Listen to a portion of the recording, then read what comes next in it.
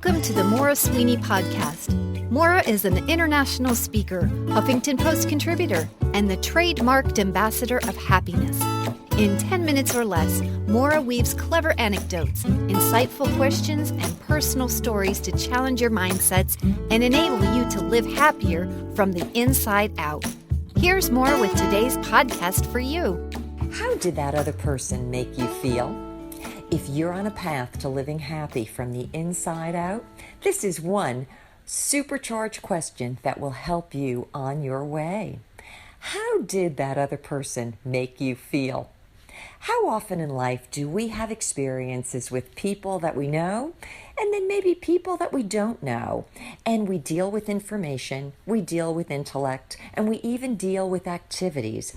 But very infrequently do we stop and pause to say, how did that encounter, how did that person make me feel?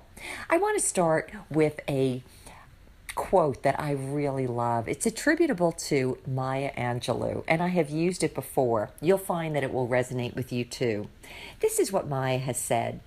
People won't remember what you said or did, but they will always remember how you made them feel.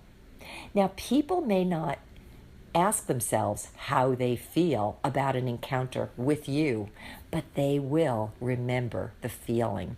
They can almost conjure up the feeling right away again if they are to see a familiar face that impacted them emotionally one way or another.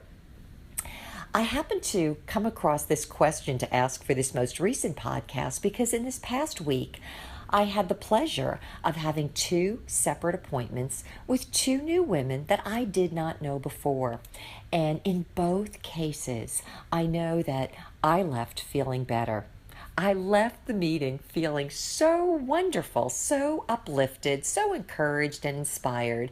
But I also knew that those other women that I had met with felt very much the same. They were very positively charged exchanges between two people that had a genuine interest in each other and whose hearts were really inclined toward good things and goodness. So I want to give you two examples from my personal life about the way in which people make us feel. And I want you to realize too, it doesn't always have to do with the obvious. The first took place many, many years ago. It involved a friend of a friend. This one woman I had only met maybe once or twice before, but I happened to go into a pizza parlor one afternoon after work, and I ran into her. She was there feeding her little children, and after I said hello, the first thing she did was ask me a question about my inability to conceive children. Now, I had been infertile for probably 10 years. She knew it, but I remember thinking, oh, what an odd question to ask me. It just seemed so out of place. By the time I left the pizza place, I sat in my car and I thought, oh, what was all of that about? And I remember thinking, what was it about that woman? She seemed to want to get one over on me, and I barely knew her. And I remember thinking to myself, wow, this is not a woman that I would want to have in my personal orbit. Anyone who felt the need to have to dominate over other people or make other people feel less than was definitely not the kind of a relationship I would ever be seeking with someone. So that would have been an example of a woman whose name I can't recall. If I were to see her today, I probably wouldn't even remember what she looked like, but I do remember the feeling that she left me with, and it was a very, very odd feeling. Now, as a second example, in thinking about who used to make me feel great, the person that came to mind from ages past, and it was my grandmother. I used to call her Nan or Nana, and we lived with her for several years before she passed away. Now, Nana was a very feisty lady. She would often tell me things I didn't want to hear. I could remember coming into the kitchen on several occasions, and she'd look back at me and think, what are you doing with that ridiculous outfit on? It looks terrible on you. Change it. And her honesty sometimes would almost set me on edge. But here's what it is. That woman always showed how much she loved me. Sometimes I'd have to go back to my room, come out with another outfit, and immediately her eyes would open, her cheeks would be just totally expansive, and she'd be so happy and say, "Oh, Maura, you look great." And here is such an interesting point about this. I didn't always hear the things I wanted to hear from this woman because she was so brutally honest. But I knew how she would always make me feel. She always made me feel loved, and she always made me feel that she had my best interests at heart.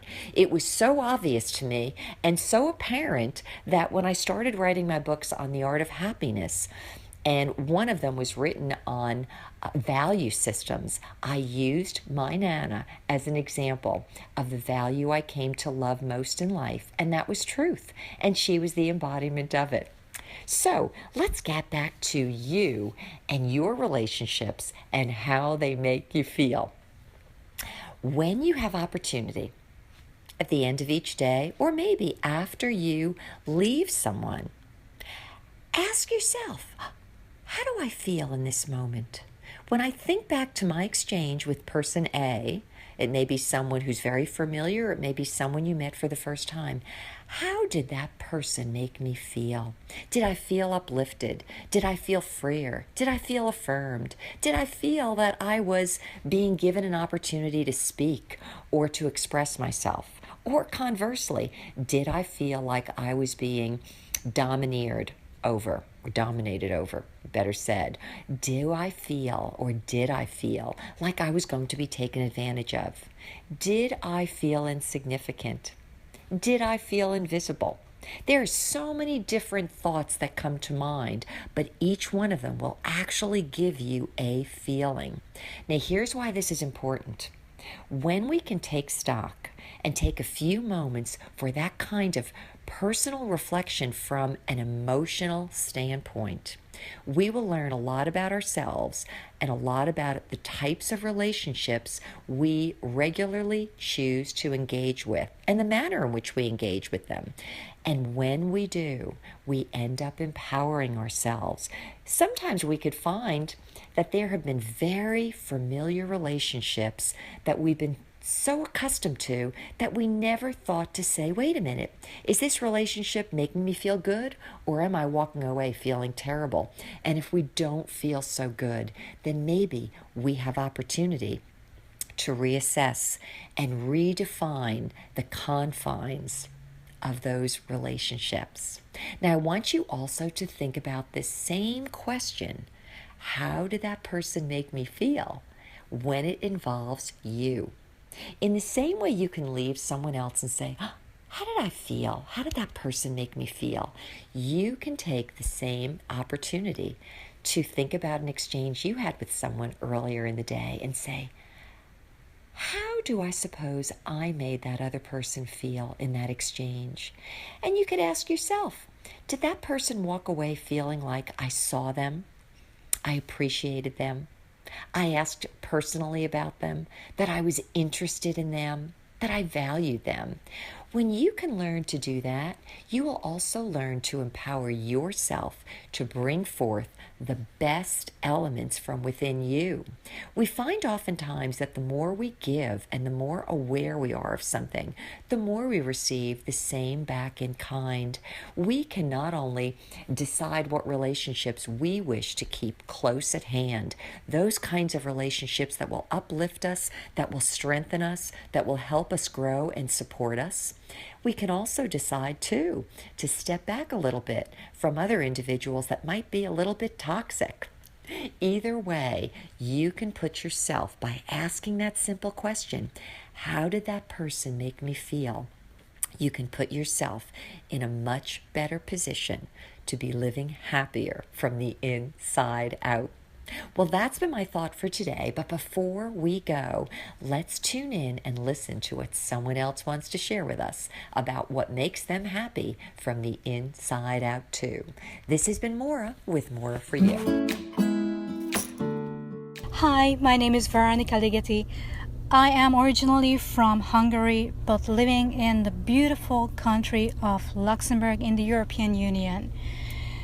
I'm a mother of a 4-year-old boy, and I'm working as an asset manager for a real estate firm.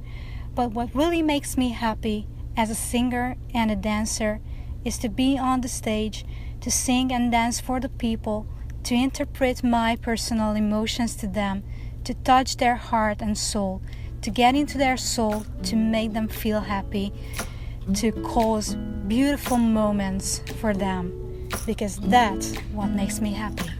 For more insights on living happy from the inside out, subscribe to this podcast. To learn more about Maura, visit her moraforyou.com website, where you'll find videos, blogs, books, and the Foundations of Happiness self-study e-course.